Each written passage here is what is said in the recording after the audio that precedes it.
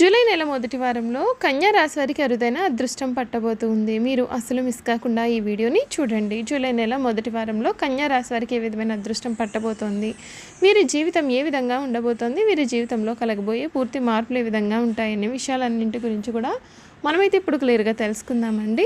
అంతకన్నా ముందుగా మీలో ఎవరైనా సరే కొత్తగా కనుక మన ఛానల్ని చూస్తున్నట్లయితే తప్పకుండా వీడియోని లైక్ చేయండి. తప్పకుండా మన ఛానల్ని అయితే సబ్స్క్రైబ్ చేసుకోవడం మర్చిపోకండి. సబ్స్క్రైబ్ చేసుకోవడంతో పాటుగా పక్కనే ఉన్న బెల్ ఐకాన్లో ఆల్ ట్యాప్ చేయండి. ఈ విధంగా చేయడం ద్వారా మేము పెట్టే ప్రతి వీడియో కూడా మీకు నోటిఫికేషన్ రూపంలో కనబడుతుంది. మీరు మిస్ కాకుండా మన వీడియోని చూడగలుగుతారు. ఇక వీడియోలోకి వెళ్ళిపోదాం. ఉత్తర ఫాల్గుని 2, 3, 4 పాదాలు, హస్త 1, 2, 3, 4 పాదాలు, చిత్త 1, 2 పాదాల్లో జన్మించిన వారు కన్యా రాశికి చెందుతారు.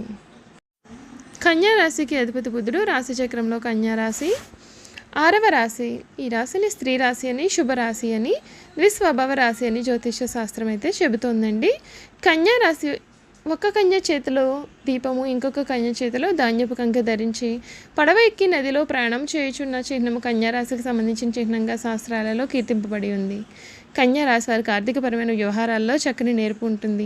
ధనమును చక్కగా వినియోగించుకోగలిగిన నేర్పరితనము వీరి సొత్తు. మధ్యవర్తిత్వ సంతకాలు ఇతరులకు హామీ ఉండేటువంటివి వీరికి నష్టం కలిగిస్తాయి. ఇతరులను త్వరగా నమ్మకపోయిన ఇతరులు నమ్మి మోసపోయే అవకాశాలు కూడా వీరి జీవితంలో ఉన్నాయి. కన్యా రాశి వారికి ఆధ్యాత్మిక గురువులకు సంబంధించిన వ్యవహారాలు మేలు చేస్తాయి. అంతర్గత రాజకీయాలు ఇబ్బందులకు గురి చేస్తాయి. రాజకీయ రంగంలో పురోగతి సాధించిన పిదప వీరిని బయటకు పంపించే ప్రయత్నాలు కూడా కొనసాగవచ్చు. ఈ రాశి వారికి సమాజంలో మీ విలువ అనేది పెరుగుతుంది. కుటుంబ సభ్యులతో అవగాహనతో ఉంటే మేలు జరుగుతుంది. శ్రీ సుబ్రహ్మణ్య అష్టకం చదవండి, మీకు అంతా కూడా మంచి జరుగుతుంది. స్వస్థాన ప్రాప్తి సూచనలు కూడా కనిపిస్తున్నాయి. శ్రమ ఫలిస్తుంది. ఎంత కృషి చేస్తే అంత ఫలితం మీకు దక్కుతుంది. ఒత్తిడి పెరగకుండా చూసుకోండి. కీలకమైన వ్యవహారాలలో ఆచితూచి వ్యవహరించాలి. ఆర్థికంగా మిశ్రమ ఫలితాలు కూడా ఉన్నాయి. కీలకమైన సమయాలలో బుద్ధి బలంతో నిర్ణయాలు అనేవి తీసుకుంటే మేలు. ముఖ్యమైన వ్యవహారాలలో అప్రమత్తత చాలా అవసరం. అధికారులతో ఆచితూచి వ్యవహరించాలి. మనశ్శాంతి తగ్గకుండా చూసుకోవాలి. మీకు ఈ వారాంతంలో అంతా కూడా అనుకూలత అనేది ఉంటుంది. శ్రీలక్ష్మి అష్టోత్తర శతనామావళి చదవడం మీకు ఎంతగానో మేలు చేస్తుంది. చూసారు కదండి, ఈ కన్యా రాశి వారి గురించి అయితే మనం ఇప్పుడు ముఖ్యమైన విషయాలు తెలుసుకున్నాం కదా. ఇక వీరి గ్రహాల అనుకూలత అనేది ఏ విధంగా ఉంటుంది, కన్యా రాశి వారికి ఈ గ్రహాల అనుకూలత కారణంగా వీరి జీవితం ఏ విధమైన మార్పులు తిరగబోతోంది కూడా మనమైతే ఇప్పుడు క్లియర్గా తెలుసుకుందామండి. కన్యా రాశి వారికి గురువు అనుగ్రహంతో అభివృద్ధి అనేది సాధ్యపడుతుంది. వీరు ఇప్పటి వరకు కూడా కలలో కూడా ఊహించలేనటువంటి అభివృద్ధిని కూడా చూస్తారు. ఈ 2024 సంవత్సరం కన్యా రాశి వారికి ఏ విధంగా ఉండబోతుంది మనం ఇప్పుడు తెలుసుకుందాం. కన్యా రాశి వారికి సంవత్సరం అంతా శని కుంభరాశిలో 6వ ఇంట్లో, రాహు మీనరాశిలో 7వ ఇంటిలో మరియు కేతువు కన్యా రాశిలో 1వ ఇంటిలో సంచరిస్తారు. గురువు మేషరాశిలో 8వ ఇంట్లో కూడా సంచరిస్తాడు. ఆ తర్వాత వృషభ రాశిలో 9వ ఇంట్లో సంచరిస్తాడు. ఈ సంవత్సరం కన్యా రాశిలో జన్మించిన వ్యాపారస్తులకు ఈ సంవత్సరం మిశ్రమ ఫలితాలను అయితే ఇస్తుంది. ఈ సంవత్సరం అంతా 7వ ఇంట్లో రాహు గోచరం ఉండడం మరియు మే 1వ తేదీ వరకు కూడా గురువు గోచరం 8వ ఇంట్లో అనుకూలంగా ఉండకపోవడం వలన ఈ సమయంలో వ్యాపార పరంగా కొన్ని సమస్యలు కలిగి ఉన్నాయి. గురువు గోచరం మరియు రాహు గోచరం కూడా అనుకూలంగా ఉండడం చేత ఈ లోపుగా వ్యాపారంలో కొన్ని చిక్కులు ముఖ్యంగా భాగస్వామ్యులతో కానీ లేదా న్యాయపరమైనవి కానీ ఏర్పడే అవకాశం ఉంటుంది. వీటి కారణంగా డబ్బు ఖర్చు అవ్వడం లేదా మరియు వ్యాపార పరంగా కూడా కొంత చెడు అనేది జరిగే అవకాశం కూడా ఉంటుంది. అయితే ఈ సమస్య మీరు తీసుకునే తొందరపాటు నిర్ణయం కారణంగా కానీ లేదా ఇతరుల ప్రోద్బలంతో అత్యాశకు పోయి చేసే పనుల కారణంగా కానీ ఏర్పడే అవకాశం ఉంటుంది. మీరు వీలైనంత వరకు నిజాయితీగా ఉండడం మరియు ఇతరులకు ప్రలోభాలకు లొంగకుండా ఉండడం మరియు స్వశక్తిపైన నమ్మకంతో ఉండడం కూడా చాలా మంచి జరగబోతోంది.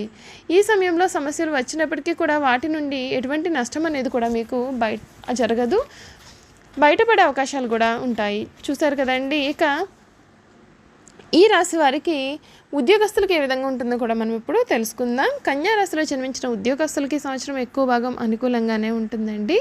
గురువు గోచరం సంవత్సరం అంతా, రాహు గోచరం కూడా అనుకూలంగా ఉండకపోవడం చేత సంవత్సరం మొదటి 4 నెలలు ఉద్యోగంలో కొన్ని సమస్యలు ఏర్పడినప్పటికీ కూడా తర్వాత అంతా కూడా మీకు సర్దుకుంటుంది.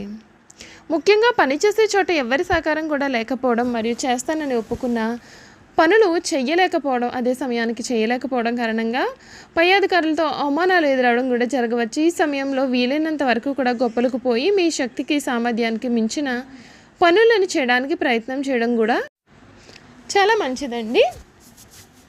ఈ రాశికి చెందినటువంటి వారికి రాహుగోచారం 7వ ఇంట్లో ఉండడం, కేతుగోచారం 1వ ఇంట్లో ఉండడం చేత అప్పుడప్పుడు వృత్తిపరంగా కానీ వ్యక్తిగతంగా కానీ కొన్ని అవకాశాలు అనేవి ఏర్పడే అవకాశం ఉంటుంది. ఈ సమయంలో వచ్చిన ఆటంకాలకు నిరాశ చెందకుండా తిరిగి ప్రయత్నించడం చేత అనుకున్న ఫలితాన్ని పొందుతారు. అలాగే కొన్నిసార్లు భయం కారణంగా కానీ లేదా అనుమానం కారణంగా కానీ మీకు సాధ్యమయ్యే పనులు కూడా చేయకుండా వదిలిపెట్టేసే అవకాశాలు కూడా ఉంటాయి. అటువంటి సందర్భాల్లో మీరు మీ యొక్క రంగంలో నిపుణుల లేదా శ్రేయోభిలాషుల యొక్క సలహాలు తీసుకుని ముందుకు వెళ్ళడం మేలు.